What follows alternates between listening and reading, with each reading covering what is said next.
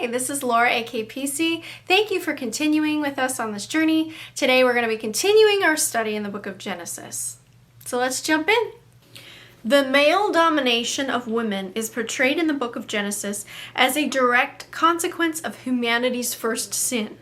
Rather than accurately reflecting this biblical truth, the new ESV translation misrepresents Eve's desire as somehow contrary to God's rule.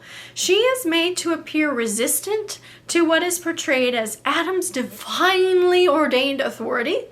In other words, a tragic consequence of humanity's sinful choice is wrongly portrayed as God's design. I have no words. Women, this was not God's design for you. It should be noted that the mistranslation of the new ESV does not appear to be simply an error. Rather, it seems to be a conscious choice made by some of the founding members of the Council on Biblical Manhood and Womanhood, CBMW, to alter the biblical text to support their patriarchal thinking. Some founding members of the CBMW served on the ESV Advisory Council and Oversight Committee. On their website, the CBMW endorses the ESV as unapologetically complementarian. In other words, they firmly believe that patriarchy, the rule of men, is God's will for humanity, and they have evidently altered the Bible's language to confirm this belief. Their approach to the Bible brings to mind the words of the prophet Jeremiah. How can you say we are wise and the law of the Lord is with us, when in fact the false pen of the scribes has made it into a lie? Jeremiah 8:8 NRSV. Wow. Sadly, patriarchal theology distorts at least one more aspect of the creation account found in the Bible's book of Genesis. Over the centuries, many theologians have portrayed Adam, the first man, as a victim of temptation, not by the devil, but rather by his wife. Eve met the serpent while alone in the garden, they say, and then proceeded to bring the forbidden fruit to Adam to entice him to join her in rebellion against God. Those who hold to this belief claim that women have been subjugated to male authority as just punishment for the sins of Eve. Men are told that women must be kept in a state of subjection for their own protection. Modern versions of this perspective continue to cast men in the role of leader and protector while insisting that women must be submissive and embrace the roles of wife and mother. In contrast to this distorted view of the creation account, the Bible indicates that Eve was not Adam's tempter. Rather, they were together when Satan, through the serpent, tempted both of them to disregard God's command. Now, the serpent was more crafty than any of the wild animals the Lord God had made. He said to the woman, "Did God really say you must not eat from any tree in the garden?" The woman said to the serpent, "We may eat fruit from the trees in the garden, but God did say you must not eat fruit from the tree that is in the middle of the garden, and you must not touch it, or you will die." "You will certainly not die," the serpent said to the woman, "for God knows that when you eat from it, your eyes will be opened and you will be like God, knowing good and evil." When the woman saw that the fruit of the tree was good for food and pleasing to the eye, and also desirable for gaining wisdom, she took some of it and ate it. She also gave some to her husband who was with her, and she ate it. Genesis 3:1-6 NIV. The Bible never casts the first woman in the role of man's tempter. Rather, both male and female were present together, and both were tempted to disobey God. Male authority is nowhere depicted in the book of Genesis as God's plan or God's punishment. Rather, it is portrayed as the tragic outcome of humanity's decision to turn away from God and try to make our own way. without him. Wow. Wow, wow, wow. I can't say that. I can't say that enough. So, there's some questions here at the end of the chapter. In the creation story found in the book of Genesis, who is created in the image of God? Men, women, or both men and women? So we learned that it was both men and women that were created in God's image. Who was given dominion over animals on the earth? Men, women, or men and women? We learned that God gave men and women dominion over the earth. Was this authority connected with the act of naming the animals? Yes or no? A no. Adam's naming the animals had nothing to do with his authority because God gave men and women authority over the animals and dominion over the earth to rule together. Does the book of Genesis teach that men must exercise authority over women because men represent the spirit while women represent the flesh? The Bible never says that men represent the spirit and that women represent the flesh. Adam was just stating, this is a woman that is flesh of my flesh and bone of my bone. This idea of spirit and flesh representing man and woman separately came from the mind of a man named Augustine. Does the creation story portray women as subordinate assistants to men? No, it does not.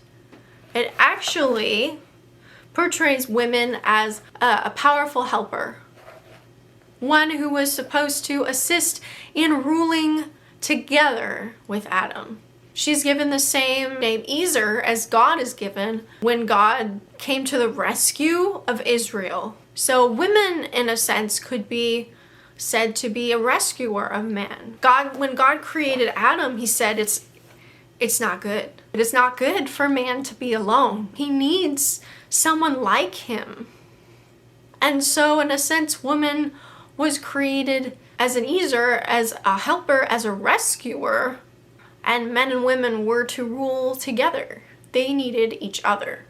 We were not created to be underneath. We were created to rule with. And I think that's why we have, and just like in the introduction I talked about, I think that's why there's so many problems in the church. Because we were made to rule together. And it's imbalanced in the church because men rule alone. Your gifts aren't that important. You don't need to say anything. You don't need to speak. You don't need to be involved. Just go over there and make some babies and take care of the children because, your gifts aren't really required. It's really not that important. If you have any gifts of teaching or preaching, you can just use those with your children. It's not appropriate for you to lead with men. Right? That's not God's design. God's design was from the very beginning was for men and women to work together equally, to rule together. There's no role distinction in Genesis where it says the woman is to stay in the kitchen and the man is to go out and work. Okay? The man in the very beginning was given the job of tending a garden. And the woman was to tend the garden with him and to rule over the earth with him and to have dominion over the earth and the animals and to be fruitful and multiply and fill the earth with lots of people. It was very much a team effort. No one was given charge over the other. And the only reason why the man took charge and subjugated the woman because of his sinful desire after the fall. It's so weird to me how the church kind of reverses the whole thing. Like, the man is the one sitting in this example where the woman's desire is for her husband and is looking to him and is relying on him, and he takes advantage of that and uses that and abuses her by ruling over her. He is the one abusing what God has given him. God has given him an equal partner, and he decides that he's going to take advantage and he's going to claim dominion over her. that is wrong. And yet many churches will say that is actually right. that is right, and that is God's design, and that is not right, and that is not God's design, as we have read in the book of Genesis. Does the author of Genesis tell us that women will desire to usurp male authority? So the book of Genesis never says that the male has authority. The book of Genesis clearly shows that men and women are equal and that they were designed to have authority together and rule together side by side. That is what the book of Genesis shows us. Does the author of Genesis say that Eve's desire will now be contrary to her husband? No, it doesn't say that her desire would be contrary to her husband. It says that her desire would be for her husband. So this thing has gone down with God. They've been kicked out of the garden, and the woman is looking to the man for refuge. Her desire out of love for him, her desire is for him. She desires him. She loves him. She wants to be with him. She wants to be his equal. She wants to be involved with him. She looks to him as a protector. She looks to him as someone that she can rely on, that she can take refuge in, that she can trust. And instead of him giving her the equality that God gave her, he takes. He abuses. It's the very first instance of men abusing women. Men usurping her authority, her equal authority with him. He is actually the one taking away what God has given her. God commanded men and women to take dominion together over the earth, to rule over the animals, to rule over the earth. But the man actually takes away the woman's authority, which is, it's really funny. It's actually quite humorous to think that, many churches are, accusing women of being the ones who are usurping authority, who are not, staying in their role, or who are doing wrong. It's actually men in the history who are usurping women of their own rights, of their own autonomy, of their own free will, of their own power. It's not just enough for the man to have his own power. He's taking the woman's power too, and taking authority over her. So it's interesting. It's very interesting. Does the author of Genesis tell us that men must rule over women? No. Genesis never says that men must rule over women. It says that men and women were made to rule together. If these ideas do not come from the Bible, where do they come from? So we've learned that a lot of this stems from Platonism. It stems from worldly culture. Ever since the fall, man has had power over the women. Men have taken authority. So men have been in power. Men have been in power this whole time. Patriarchy has been the norm since the fall. And then, men like Augustine, who were Platonists, saw the Bible through the knowledge that they already had. Instead of just taking the Bible for what it says, they inferred a bunch of other worldly ideas and cultural ideas into the biblical texts. They inferred things that weren't there. Okay, read Colossians 2:8. What does the New Testament say about confusing human philosophy with the will of God? Colossians 2:8. I don't know, ASV is what I've got here on my app. Take heed lest there shall be anyone that maketh spoil of you through his philosophy and vain deceit, after the tradition of men, after the rudiments of the world, and not after Christ. So, it's been happening since the very beginning. This is nothing new for men to insert their own ideas, their own beliefs, their own traditions into the Bible. Is the domination of women portrayed as God's plan for human beings, or is it a tragic outcome of sin? The domination of women is never shown as God's design in the book of Genesis. They are portrayed as pure equals. Everything points to them being a team. Thank you so much for joining me today as we've continued this journey in the book of Genesis. Next time we will come together and go through the book of Judges.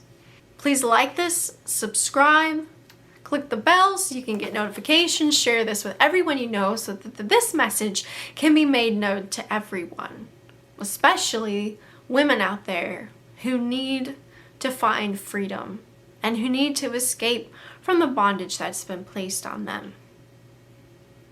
Together we can do that. Together we can spread this message. Together we can bring freedom to those who are enslaved, to those who are in bondage, to those who are being abused by their churches and their quote-unquote Christian husbands. We'll see you guys next week. Thank you again. This is Laura, aka PC.